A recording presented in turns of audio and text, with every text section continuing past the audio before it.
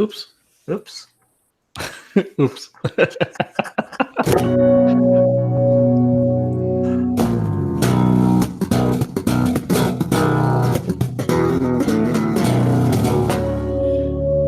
Hey, everybody. Welcome to What Drives Us, episode 325 for June 26th, 2019. My name is Russell Frost.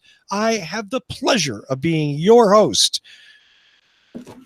Yeah, your host. I had to think about that. I was trying to think of question whether it's a creative. pleasure or a question No, whether you're the it's host. definitely, it is without a doubt an immense pleasure to be here, as I am every week with, look at this panel down here. Amazing. So I'm going to stop the bullshit, introduce people, and we're going to get on with the show.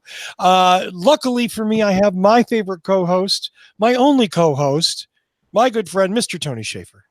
Hey, everybody. Thank you so much for the birthday wishes. I did listen to last week's show, and I really appreciate that. You were almost spot on with my age, except that you were very far off. So you're not 56? Or 75? Oh, I passed those a long time ago. I'm not allowed to say any more about that. Fair enough. We know that somewhere in your attic is a really horrible oil painting. Yes. So I have another, this is an Evil Tendencies India Pale Ale. It's a milk sugar pale ale. It's pretty good. Nice. Cool graphics. Yeah, and cool graphics. And local. Support local. So Drink they're local. calling it milk sugar instead of lactose. Is that a new thing? I don't know. More politically Sure. correct is lactose is Well, I told them I was embarrasses cows. If you I say told them it's I was lactose intolerant, and they said, "Oh, well, this has milk sugar," and I said, "I'll take it." Tony, you should stop going there. Yeah, very much so. You should definitely stop going there. Well, let's see. My friend in Boulder, Colorado, he's the owner, operator, and main man behind Boulder Hybrids, Mr. Paul Guzik. Glad to be back, and I'm since next week I think is Canada Day. I'm drinking another Labatt's Blue, and that's Awesome. all that was in the fridge, so it'll do. Good old Labatt Blue. Now, if that isn't like what, that's like the Canadian PBR, isn't it? Kinda, yeah. Yeah. Well, what's funny is it's dirt cheap here. I think I saw it at our local liquor emporium. It was like 30-pack for like $12.95 or something. Wow. Because it's made in Canada and the Canadian dollar is sucking right now. So Oh, you think I should go up there and buy stuff? yeah, Yeah. Just good luck getting it back. everything's across the border. 35% cheaper. Nice. With the American dollar. Nice. Well, you may have noticed the young man in the gold and blue. Yeah, speaking of blues, let's go blues. Is this too obnoxious? Should I take it off? Hold on 1 second. Let me take it off. No. This is the wrong show for that. Don't Yeah. take This it off. should be Because he much and not bother anyone. Nice. Just Oh, Stanley the Cup. double whammy. Yeah, the young man with Wow. the dual layers of St. Louis Blues is Dr. Evan Fusco. And what's it been like, Evan? 50 years since they've won? No, they've never won. This was their 50, first yeah. win. This was their first Stanley Cup appearance in 50 years. Well, And that's the good. team's You deserve existed to for wear a shirt, 52 years. So it was big.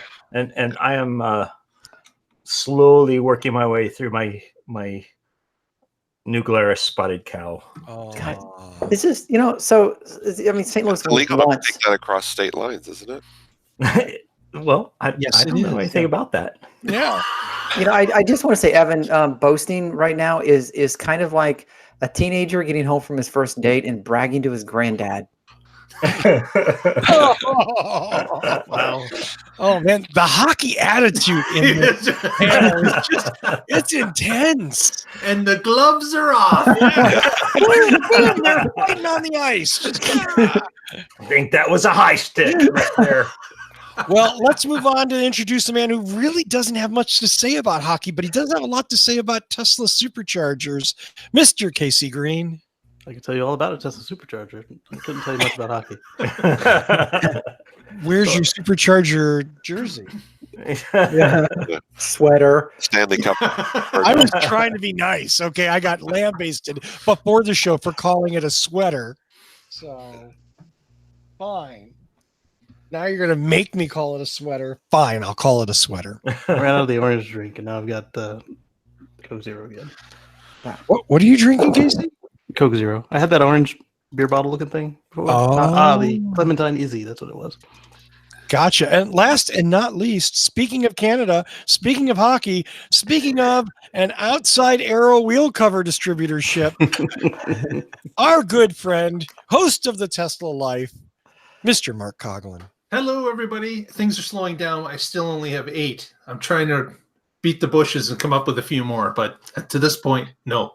But Can I tell you a story really quick? go ahead. So I was out taking a ride on the new scooter this morning, and I was in this parking lot because I'd stopped somewhere that's going to remain nameless, and there was only one other vehicle in the lot, and it was a barely new Model 3, still had paper tags and Aero wheel covers. Wheel covers. I totally did. I totally went, I could pop these wheel covers off and be out of here. I'm like, why would I do that? That's horrible. So Russell, are you going to show everybody pictures of your new scooter? I will, but I don't have any. It's not ready for prime time yet, but soon. You're getting it wrapped? He's getting it around. I'm actually Little thinking PPF put on there. yeah. No. There's Get a lift kit? I'm going to have big 50 caliber machine guns mounted on each side of the front wheel too. So I'm sure the police won't give me any problems with that. No. Yeah. Yeah. So Russell, David in the chat room mentioned, don't forget there's Sentry mode on the Model 3. He's in California. They won't check it down. Sentry mode. Dude, I got spray paint. I'm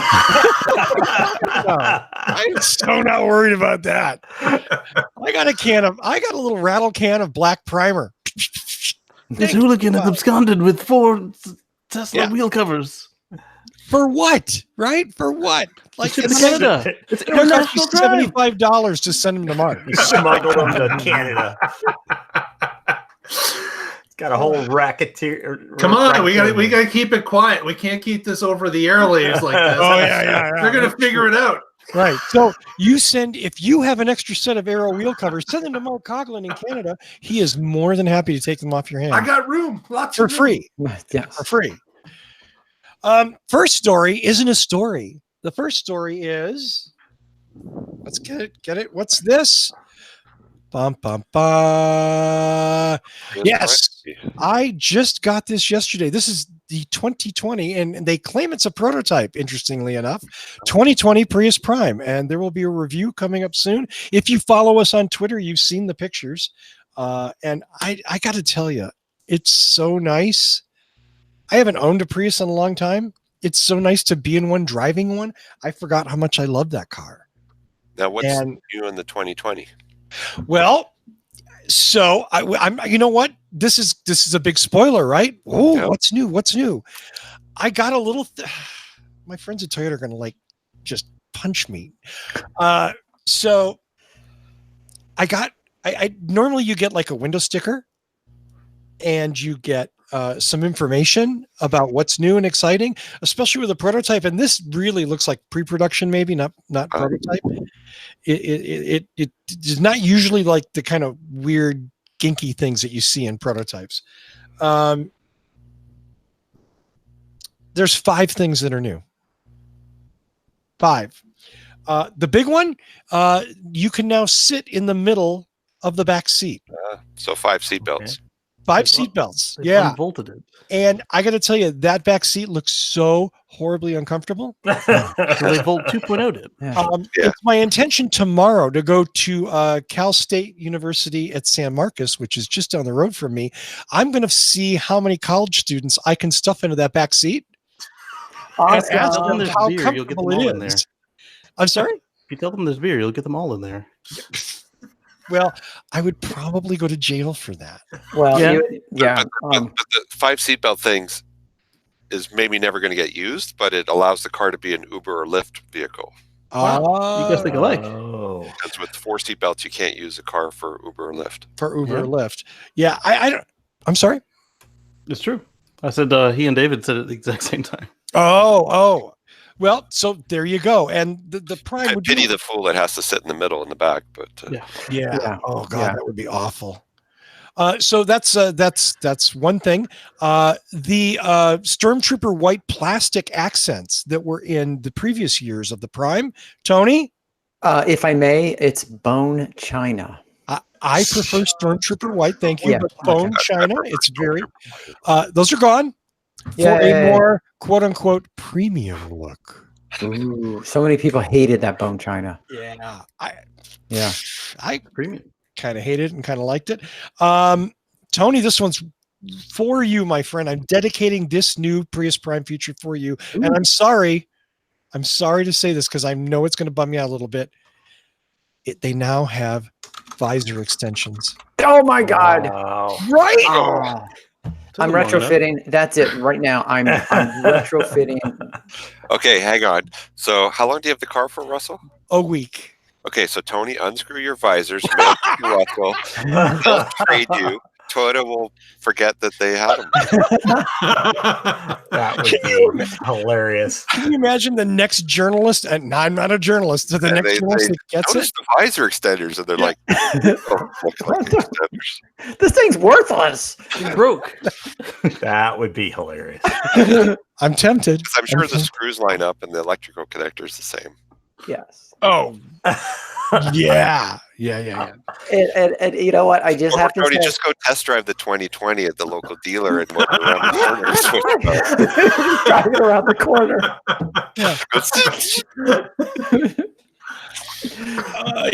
I have to go look because I don't even remember what the other three things are. The other two things: sun visor extender, black interior, fifth seat. There are 2 new USB ports on the center console. Are they in the back? Okay. Front. In the for the back seat. Yeah. Oh, Again, So your I'm Uber thinking that's passengers can charge their phone while they're Yeah, like, yeah. Yeah. You're too drunk to use a USB port. that's like an Uber or Lyft feature, wouldn't you say? That's for the kids. Yeah, it could be. But yeah, for the kids in the back and their devices. Sure. The back seat mounted iPad thing. They're watching movies. You Yeah. can plug them in. Sure. And the final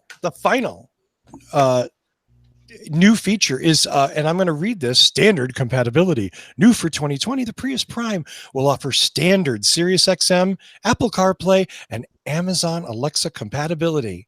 Road trip, anyone? Wow. Now, can I tell you what my car doesn't have? Any of None that of stuff? that. No satellite radio. Oh.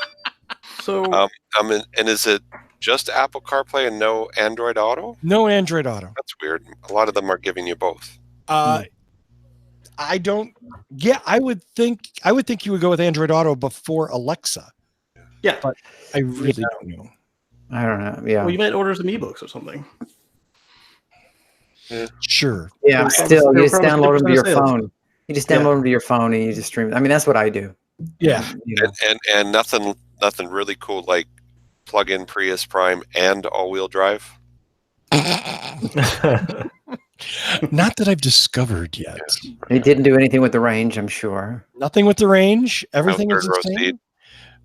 No third row seat. In fact, I was shocked because I haven't driven the Prime in a couple of years at how high that back trunk floor is. Oh my God, yeah. Yeah. It is Yeah. like, It's like a tumor in the trunk. yeah, that is the biggest Lion battery pack on the planet, and it's not. But nonetheless, follow us on Twitter at What Drives Us. Keep an eye on the Facebook page if you want to see some updates. And yeah, there'll be a full review soon with all kinds of fun commentary and exciting Prius drive pictures. Yay. Instagram. If anyone follows us on Instagram, are you going to be posting pictures on Instagram? That No, and Russell speaks. that looks like a no. God, I hate Instagram. I'm sorry. I'm a photographer. I hate Instagram. But yes, I will post some pictures on Instagram. I should. Russell is not a millennial. He doesn't use Instagram. And you know what? I'm an arrogant bastard. I was thinking like a picture of you with the Prius on a Bahama beach, string bikini, Instagram. Fish Right. lips. See? Fish lips. Mhm. Yeah, absolutely. Maybe a nice butt shot with a tea back. Yeah. Yeah. How many people are in the chat room right now? Dwindling. Down to Less 3, and 2, less. and no one. They all And there they go. at the same time. So is now when I asked them to like the show? Yeah. Hey, everybody, that's true. Go to the YouTube page.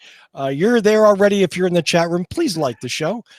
And you know what? We're kind of stuck with our subscribers. We need you to please go to your friends, share the show, and ask them to subscribe to us because we need that. We're building up subscribers, but we're kind of stuck this week. We're spinning our wheels, to use up an appropriate metaphor, I hope.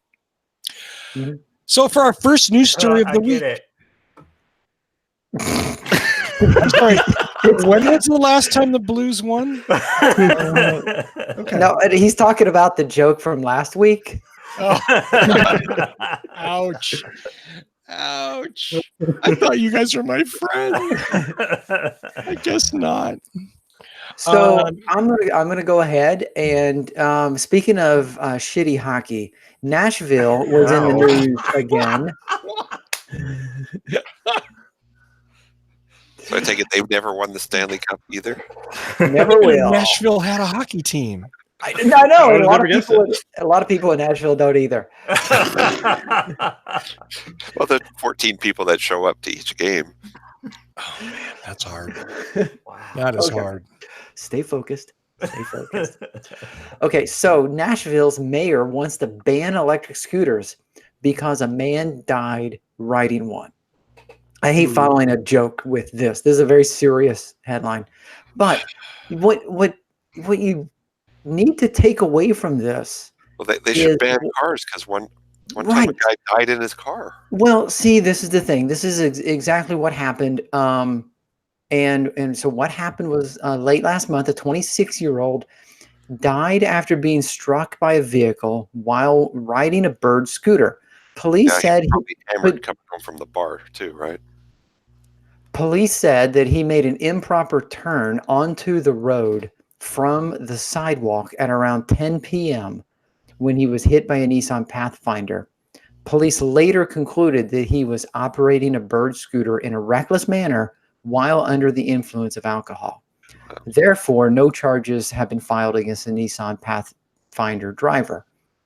Now, if this person had been on a bicycle, they wouldn't be banning bicycles. If he had been on a motorcycle and pulled in front of a moving vehicle, they wouldn't ban motorcycles. If he was walking. Yeah, you wouldn't ban pedestrians. Bad walking. It's Nashville. Yeah. We ban natural stuff all the time. I mean, and we've talked about the scooters before. They have these little bitty tiny wheels, and if you hit a crack in the sidewalk that's a little too large, it'll throw you off of them. I mean, these things are dangerous to ride, and they tell you to wear a helmet, but no one does. And you know, the city has received complaints. People want these things thrown out, but it's not because people just leave them laying on the sidewalk. It's not because it's an eyesore around the city. Now they're calling for it because one person did something reckless while drunk. And I hate to pick on someone who lost his life, but you have to look at the entire situation and make an educated decision. And if this is the only reason Nashville is looking to ban the scooters, I am sorry, but I don't see this as a valid reason.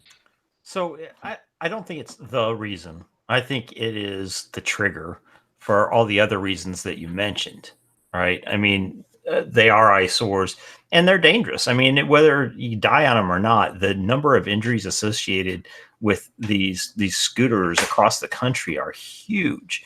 And I think we mentioned it before. I think California is the only state that mandates they have to have a helmet when they rent one of these things.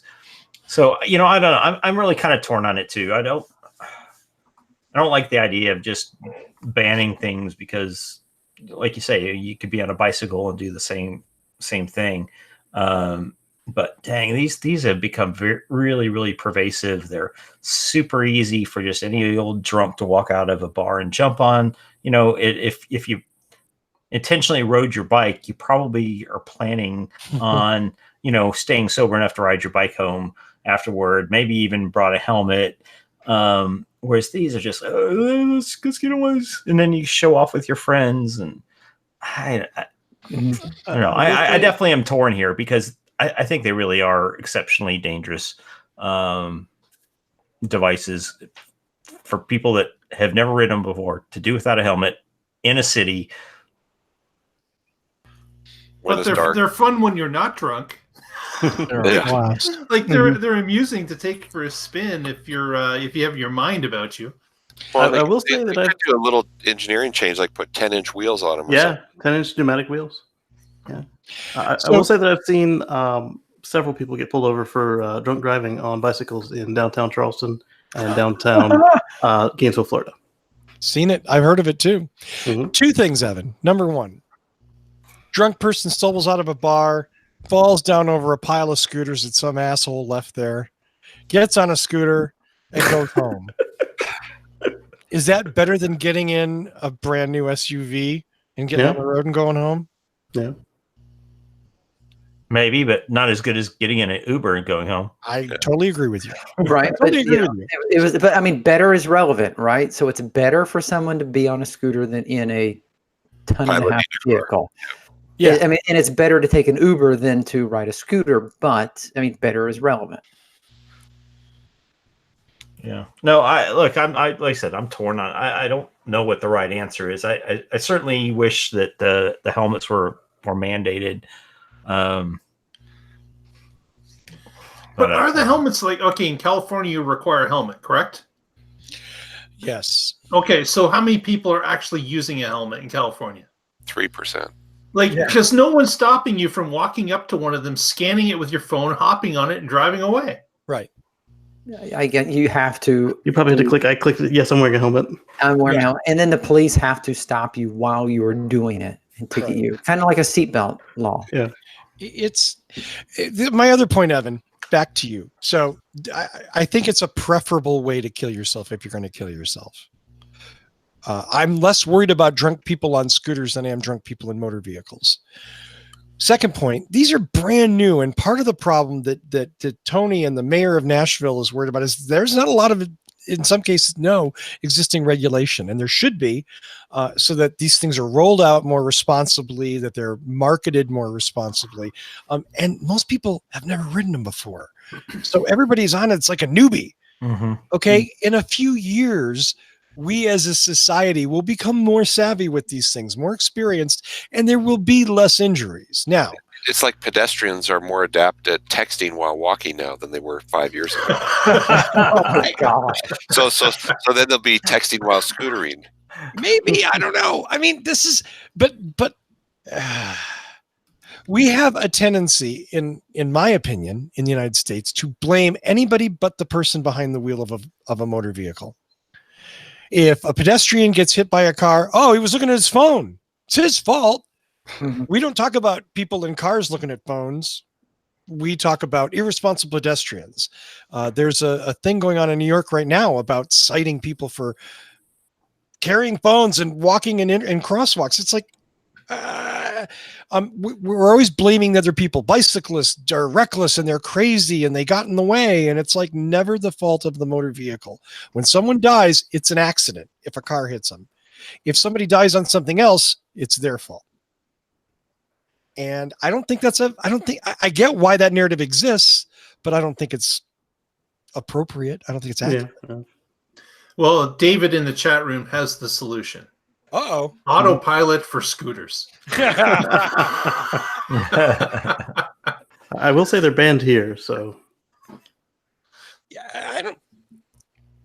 Well, then you could add summons to the scooter. So when you're leaving the bar, you say, "Scooter, come to me." Drive me home. 25 scooters, all coming. I mean, pick me up and drive me home. In the short time that these things have been out in the public, we've already seen a huge evolution, from from docked bikes to dockless bikes to e-bikes to scooters. And now we're seeing, when I was in LA at the Peterson Auto Museum a couple of weeks back.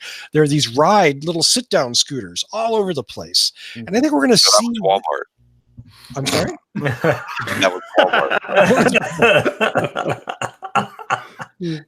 I think we'll see more evolution of the vehicles too. They'll get safer. They'll get better. That's all I got. Yeah. Well, thank you very much, Tony. Yep. Evan, Yeah. I'm going to go to you for the next piece. So are we going to have like dedicated scooter lanes? We should have. Don't get me started on that. Because like they're on the sidewalks and like Right. I think that's part of my whole angst about the things is that, and maybe it's just a regulatory, we need time to figure it all out kind of thing right now. But there's so much like weird and strange and dangerous and crazy about it right now. So, like I said, I'm torn. I'm not somebody that likes to say, no, those should all be banned. But right now, it is the Wild West with those freaking things. And any kid can jump on them. And, like you say, no training. And I think you have to be 18 here. Again, you just like you have to wear a helmet there, right? Oh, I understand.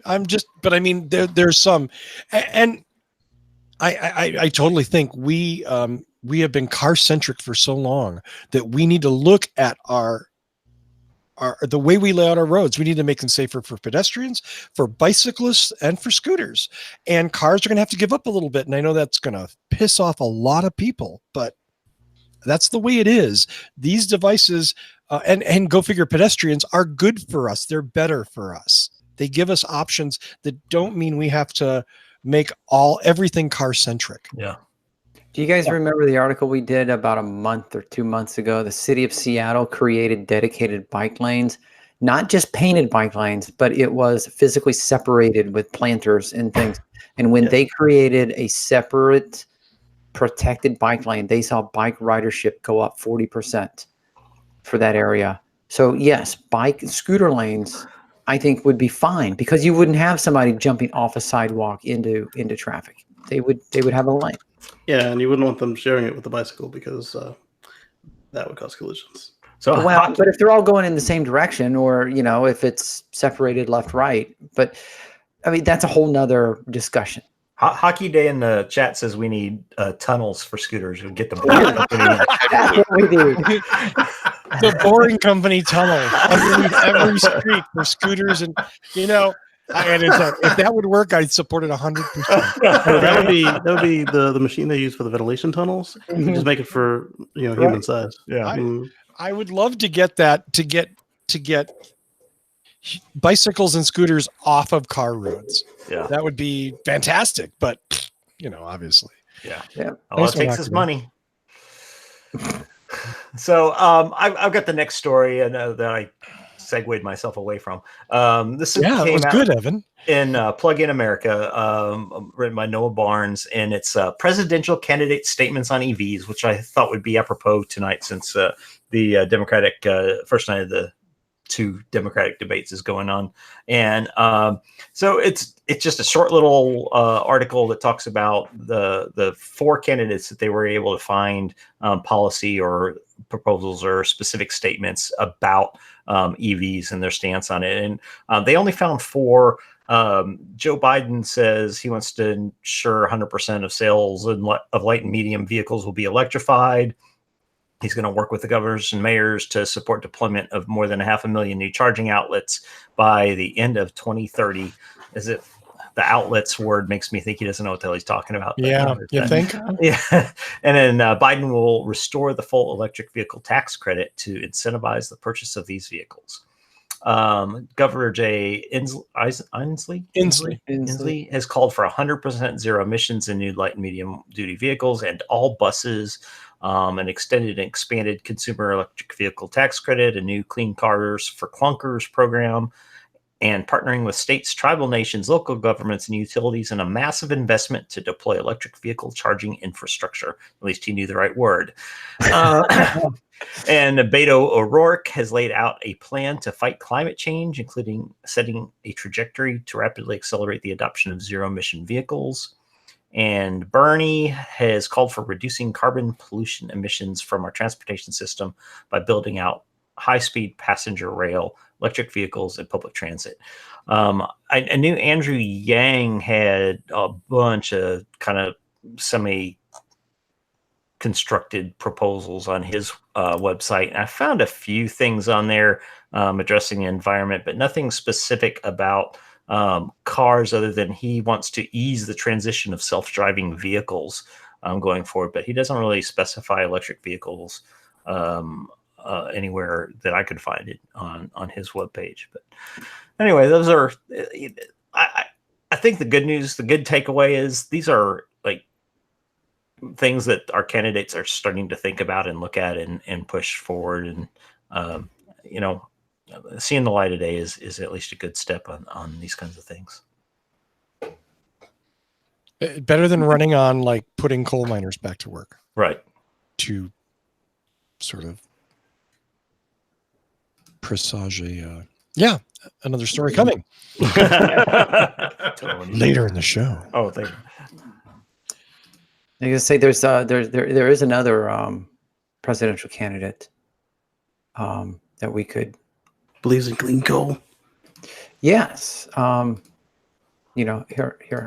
I just real quickly pulled up a picture for you. So here's one guy who's huge on renewable energy. All right, I'm taking that down. Sorry. China. Yeah. I got nothing. Okay. Now I'm going to cry. So I'm going to go to my friend up north, Mr. Mark Coughlin, who has a story, hey, surprisingly, about Canada. Wow, what a theme. It's unbelievable. I am glad that we have a complete North American viewpoint here, okay? I support that 100%. A while ago, it was announced that BYD was going to be opening up another plant in North America to make buses. And it turns out that they've picked Newmarket, Ontario, which is just north of the city of Toronto. Ooh. And they have secured a 45,000 square foot facility that they are beginning to set up shop in now. And what's great about this is the second BYD plant in North America. The first was in Lancaster, California. And what was nice there is that they grew from just 100 employees to start in Lancaster. Now they're at like 750 employees. Wow. And they're pumping out buses. And of course, Southern California is a great place to be located. Many different municipalities and cities are after these type of vehicles. And they've decided to bring this work to Canada as well. They already have a number of different secure contracts for the city of Toronto being one. They want 10 buses immediately. And that's the first order of business for this new facility. So great to see that these public transit buses are going to start to roll out as electric buses.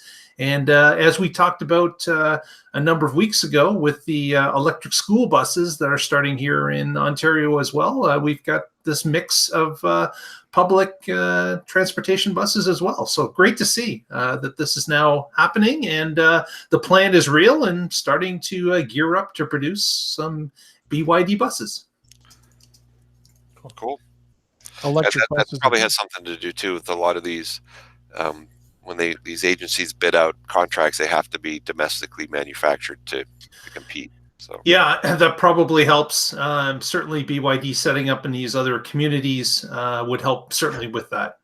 Hiring local employees and putting the local population to work to build the buses is probably a big victory for anyone bidding on a project. Those buses to get to their job. Yeah, exactly.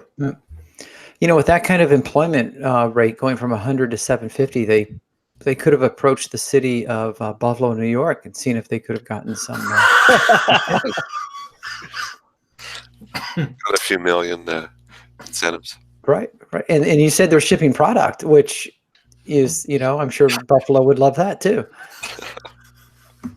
I'm not going to say the word. No comment, Tony. No comment at all. Say that word during the show. I was trying to get you drunk. It is not time to drink, folks. Is that part of the drinking game in the chat room? I have no idea, actually. I couldn't figure out the rules. Yeah, the truth is, I don't know the rules either. I wish, hey, if somebody in the chat room would be kind enough to send me the rules for the drinking game, I guess maybe does that then I could like kind of tweak it. And, yeah. Yep. Well, our next story is about one of my favorite electric vehicle companies, a little company called Rivian, and Tony's going to talk about it. Yeah, this Rivian, who I guess apropos that BYD is Canadian and that was Mark's, and so now Rivian is taking over the factory in Bloomington Normal, Illinois. So as we all know, Tesla's blazing ground, and that's awesome. But one of the things that they are doing is providing experience for other companies who are able to watch what they're doing and learn, dare I say, from their mistakes. So Rivian, has decided that before they even start shipping product, one of the first things they're going to focus on is service. So in Teslarati, Teslarati.com, they have an article called Rivian is spending a huge amount of time avoiding Tesla-type service issues. And we had talked about this in the Tesla Life, which if you're watching the show and you don't watch the Tesla Life, shame on you. Go to youtube.com/the Tesla Life. Is it numeral 1? Nope, just Okay. The Tesla Life show. The Tesla Life show will get you there. Yeah. And make sure you subscribe to that. Okay, so one of the things we've talked about on that show is some of the long wait times for service for Teslas. And Rivian is taking that to heart. And as a result, they have invested a lot of time in laying out exactly how they're going to service their trucks after they start selling them. Well, one thing, it is a pickup truck with a bed, so they can fill it with spare parts when it leaves the factory. So you'll be able to. Right. I mean, the Rangers, right? They're set. You just throw all your stuff in the back. Yeah.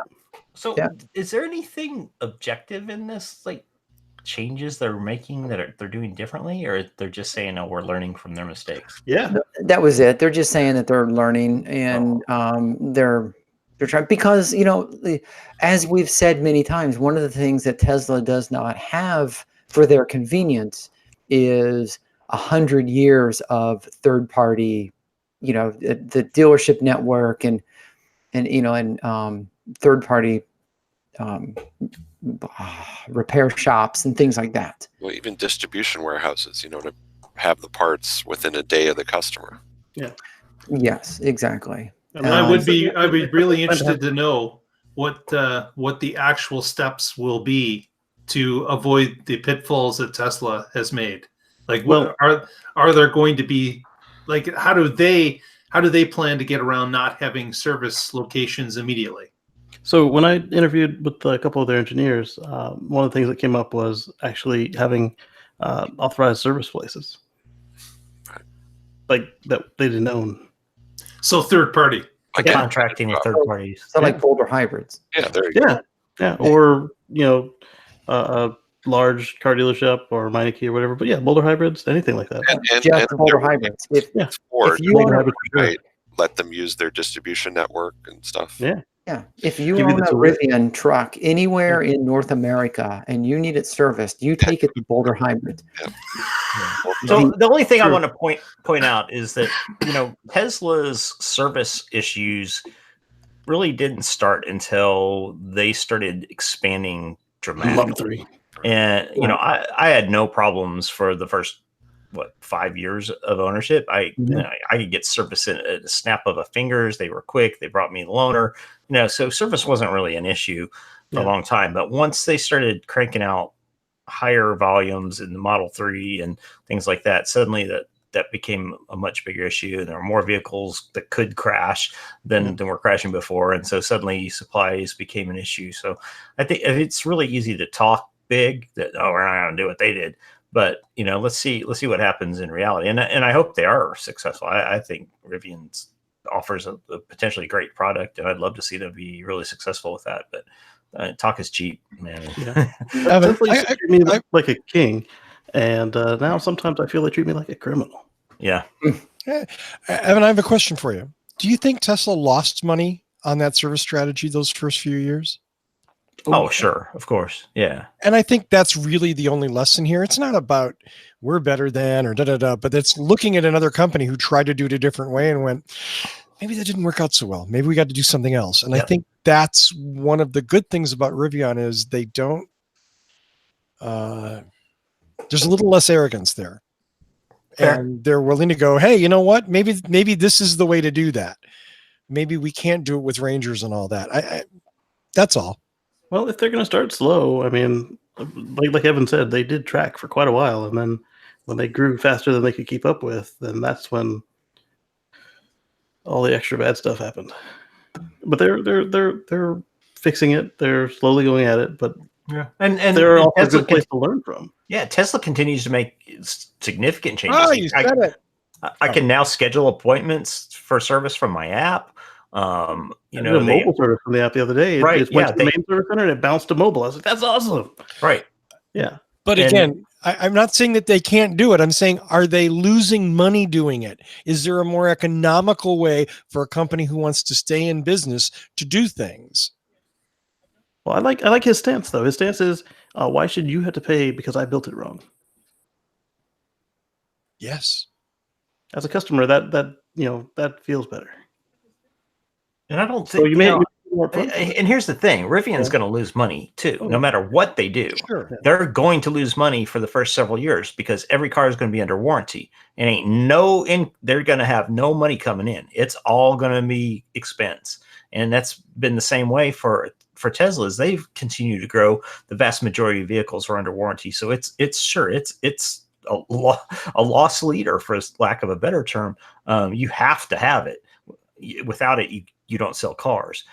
So I'm not sure that they're losing money on it is a very sound argument. Everybody's going to lose money in those early stages, and no EV is likely where service is going to be particularly profitable because maintenance is so low. You don't have all that easy money coming in every 3 months for their oil changes, filter changes, and all the other necessary. And a lot of these are all new technology, and stuff isn't debugged or dialed in, and it's going to break and need updates, and they're going to have to eat all those costs.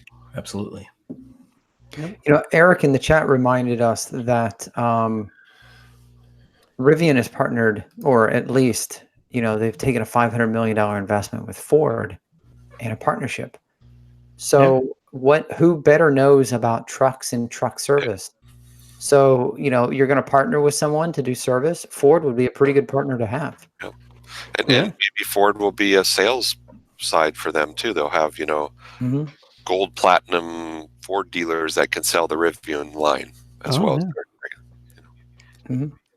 While we're on Rivian, I've got all of this drinkware from all these vendors. All I've got is Tesla, Rivian, and Nissan.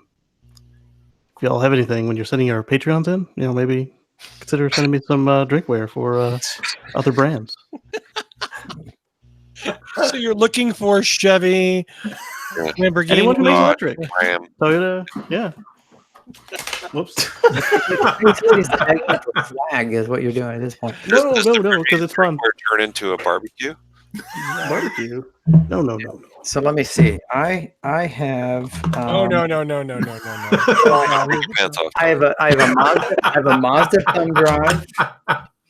I have a Ford thumb drive. I've got the thumb drives. I want something that they can see on camera. Drinkware. Nissan thumb drive. Oh my gosh. I've got a Kia. Where's this going? Yeah. Nobody knows. I have REI. Yeah. They're a big name in vehicles. Okay. Well, thank you very much, Tony. Interesting story, and of course, we'll be interested to see as time goes on if Rivian can come through on these promises and the things that they're talking about or not, and how well they do it. Time will tell, as we like to say. Why we do what we do. Finally, back to our friend, Dr. Evan Fusco. Hey, so I'm going to preface this story with lies, damn lies, and statistics. And I will fully acknowledge that the statistics in this story are bullshit. But I think there's some interesting things to take from it anyway. So this is a story that came out in Bloomberg just yesterday. The title is "For the First Time, Renewables Surpass Coal in U.S. Power Mix," and that sounds great. And I think maybe we can put up the graph here. Yeah, I got it. Hold on. You got it. Yeah. So I think the graph is probably the biggest takeaway from the story. So essentially what they did is they compared energy from coal alone. They didn't consider natural gas or any other sources of non-renewable energy, and compared it to renewables that included solar, wind, and hydroelectric. And basically in like one of the cooler months of the year, the renewables actually produced more power than coal, and they felt like that was a big moment. And I tend to agree. And again, if we've got the graph up here now, and I think that the really big takeaway is the trend. And over time, we're certainly making progress. Now that renewables line doesn't go up very steeply. It's a very slow, gradual trend. But coal does seem to be making a pretty precipitous drop, and I think that's consistent with what we know about the coal industry right now. Is it is failing, and is destined to fail pretty precipitously here in the coming decade. So I think this is promising information. There's a lot that's not quite right, and probably in the next 2 months, the numbers are going to shift back the other direction, and that's okay. I think as long as we see these two continue to move toward each other and eventually crisscross each other, that we're moving in the right direction for renewables. Not sure hydroelectric necessarily fits neatly into this. Like I said, natural gas and some other sources of power were not considered. Nuclear is not considered. So there's a ways to go before we can say we're all living on solar energy. But really interesting story to see that at least some progress is being made. And I think it segues well into what we try to talk about on this show, is that alternative energy vehicles give us the opportunity to use something other than the non-renewables, the coal or a fossil fuel based oil. And once we have that source in enough amounts, it becomes much more practical for everyone to be able to do it. Right. Now, what I'm doing here with the little numbers and it moves around, you can see that the sawtooth of each of the line mirrors each other. So they're either really close together, coal is down and renewable is up, or they're really far apart. Coal is up and renewable is down. But yeah, you're right. At some point, maybe in 2020, we'll reach that where renewable is always above coal. And yeah, that'll be a great thing. And we've seen a huge shift toward natural gas. That's not reflected here in this chart. But yeah, I feel this is a pretty good trend. Stop digging up so damn much coal and burning it. Keep the carbon in the ground where it is. Mm-hmm. I kind of thought this would be at the solstice at high noon, but I was surprised to see it was the middle of April. Mm-hmm. There you go. Yeah. I power my Model X with the sun, so it'd be awesome if we could do the whole country this way. Yep.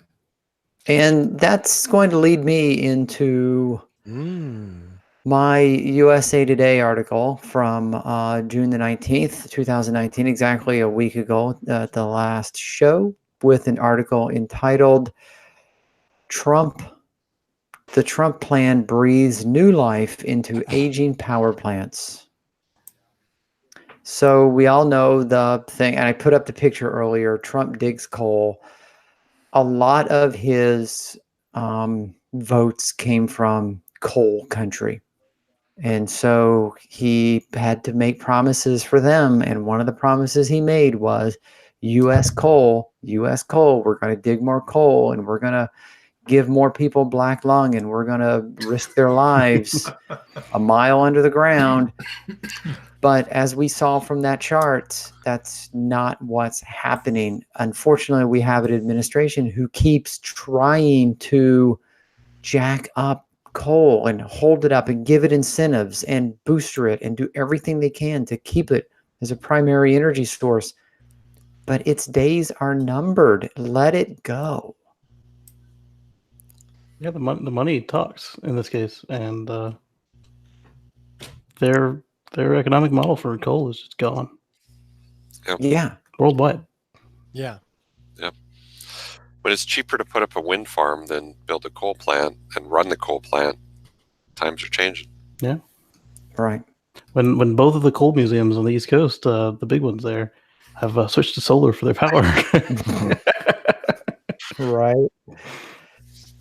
There Yeah. you go.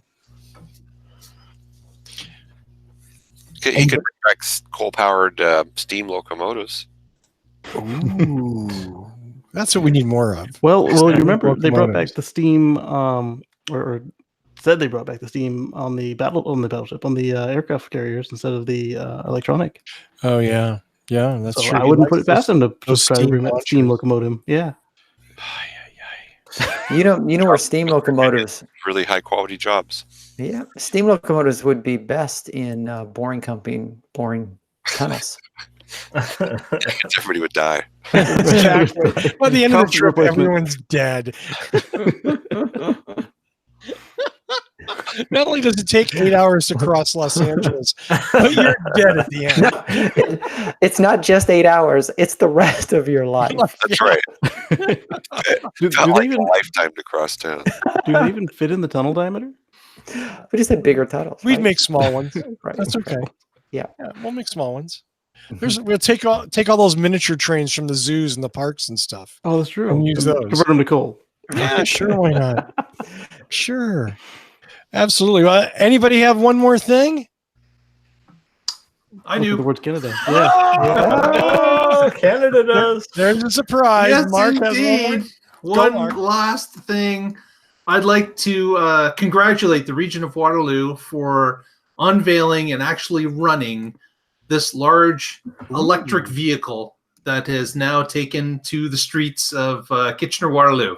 Is that called the Ionic? The Ion train is now started official running as of last Friday. It's now running every 10 to 15 minutes in both directions on the 19-kilometer track between the two cities. Nice. So they are offering free rides to anyone that wants to ride the entire transit system for 11 days, all the way to Canada Day, which is this coming Monday.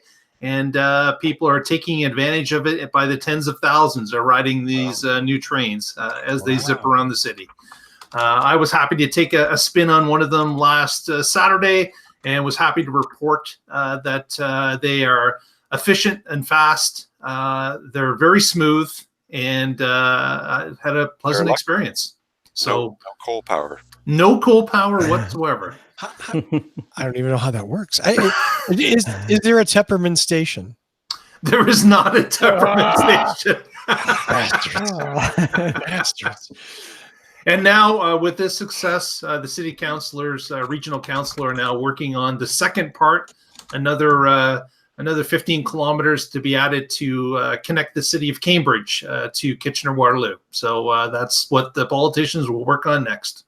Nice. Yeah. That's cool. That's really nice to see. Yeah. Scooter tunnel powered by coal. The trains look kind of futuristic there.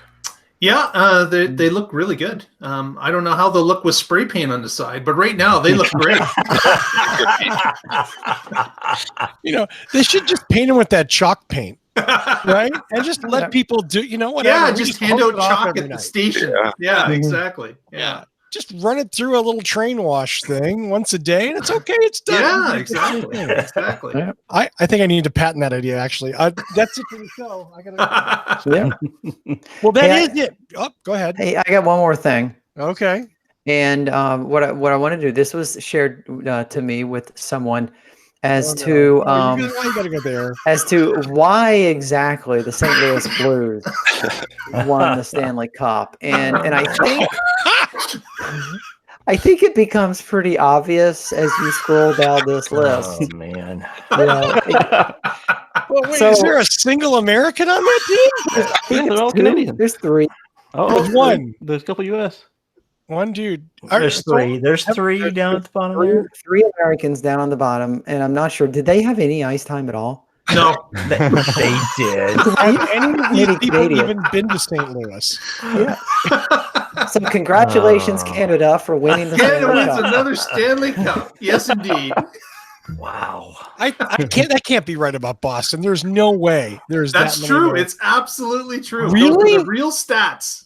Wow, that's weird. I thought all the teams were full of Canadians. Yeah, The Well, they've winning got a ones few. are They've got four. there's like two people down at the bottom. And I will say this: Brad Marchand is on the bottom for a reason. Okay, now you're just picking on people. Yep. Let's do some shout outs and go home because I think we've done a fine job this week. Dr. Evan Fusco, would you like to rebut that jab at your team? I'm just gonna drink my beer. There you go. Stand up. Let's see the shirt again. Come on. I'll give it to you. It was a hard fought. It was won. All you gotta do, all you it gotta do was is a blast. Evan is go scoreboard. Yeah, it was a blast. I've been a fan for several years. My son's a huge fan, and it was very satisfying, for sure. Of course, you have to tell your son, by the way, all the players are Canadian. Oh, he knows. He could probably tell you their hometowns. He's And it's never going to happen again. Oh. Hey, big shout out to the chat room before we go on with the shout outs. Show titles, please. Show titles. Yeah, Thank you very much. Next up, the YouTube superstar, Casey Green. Yeah, that's me. So I'm at youtube.com/Casey Green. That's KACEYGREEN. And a video you might be interested in is the story of how I got that Rivian swag. So I took the Model X to Cape Cod from South Carolina to Manhattan, back to Cape Cod, back to South Carolina. So you can find that the video of just the swag and the video of the Rivian story on my YouTube channel. Gotta love that. Mr. Coughlin. Just a shout out to the Waterloo Region EVA. We put on a show last Saturday. That's the Canadian version, EVA. EVA, yeah. That put on a show last Sunday, and we're able to display EVs to the public and do some good work dispelling myths and showing people how the EVs can work for them today. So congratulations to the group that participated. I'm sorry, Mark, I'm not laughing at you. Evan just posted a show title, Canada, Enjoy Your Ice While You Have It. Signed Clean Cole. Wrong, but what a great title. Oh, Who man. did that? That's David in the chat room. David, nice one, David. That's beautiful. And that's why we love chat room participants. Exactly. Thank you. That's why they get to name the show, and we seldom do. Last and not least, well, not last, but almost last but not least, Mr. Paul Guzik. I got nothing. You can find him at boulderhc.com. If you have, if you're on the Front Range and you have a hybrid or an EV, Or you want to buy a hybrid or an EV. or you want to buy a hybrid or an EV, Boulder Hybrids is the place to go. There, I made you do a plug. Wow. What's Evan posting? Nothing. Oh, nice. Nothing. Nice. Here, well, there we go. Look at all those Canadians. They're so glad to be out of Canada. I mean, they're so glad to be out. Whoa, what was that? Yeah. I got I'm just nothing. happy to be getting paid in American dollars. Right now, right? Ouch. Ouch. It's funny. Last but not least, my co-host Tony Schaefer. Bring us home, baby. Hey, everybody. Thanks again to everyone in the chat room. And If you haven't yet, make sure you check us out on Facebook at facebook.com/whatdrivesus. If you use Flipboard as your news aggregator, look for the What Drives Us magazine. Shout out to Philip Barclay for all the help he gives me in flipping articles into Flipboard. And behind the scenes, someone you haven't seen in a very long time, shout out to Mr. Danny Cooper, who maintains the whatdrives.us server for us. Who? What's his name? I know, it's this Danny Cooper guy. Danny Cooper. Yeah. Sounds familiar. So if you're listening to us on audio, you can thank Danny Cooper for that because he maintains that server. Oh. We do have some show titles. Prius Prime, It's Not a Tumor. No. Come on. Who did that atrocity? I don't remember. I think you're blocked. I'm sorry. Yeah. We have Alexa, Summon My Prius. Oh, that's cute. Okay. Right, because it's got Alexa. We have Scooter Autopilot, tunnels for scooters, and coal-powered scooter tunnels. Man, like this. You guys can't wait till you see some scooter video, huh? Fine. I will definitely work on that. Anything else, Tony? I'm sorry. No, I'm done. We should have. Thank you very much. Some show title about Russell in a bikini, though. How did that? Everybody put it out of their minds. Is what happened. Yeah, I think. Ouch. I don't. Yeah, let's not go there. Well, all of a sudden it'll drop precipitously from 888 to like 400. I'm like. As always, I want to thank Michael Mannering for our amazing theme music. You can visit him at manthing.com. Please do and buy his music, or at least say, hey, thanks for letting us play for free for all these years. Prius Prime, It's Not a Tumor. And it is funny. I'll give you that. It is definitely funny. Wow. You can support this show for as little as $1 a month on patreon.com. It's patreon.com/whatdrivesaShow. Less than 25 cents per show. Do you have $1? Do you have $1 every month? Would you please go to patreon.com/whatdrivesaShow? Just do a recurring thing. It's a $1. We need it. We need a bunch of you to do that so that we can pay our server bills and all that other fun stuff. And of course, switch off of Google. Yes, get off of Google also. Hookers and cocaine. I don't need the cocaine. We don't need the cocaine. Yeah, that's true. Okay, just hookers. Let's see what else. Of course, we're at What Drives Us everywhere, as Tony mentioned. Facebook.com/What Drives Us. We're at What Drives Us on Twitter and Instagram, which I hate, but nonetheless we use. We're What Drives Us Show, and if you want to follow us there, I will say thank you very much. Thank you to this amazing panel down here. Paul, Evan, Casey, Tony, and Mark. There we go. Thank you guys all. And of course, thanks to you, all of you, for tuning in and watching and or listening every week. We appreciate it so much. You're the reason we do this show. Tune in next week and find out what drives us. See you later.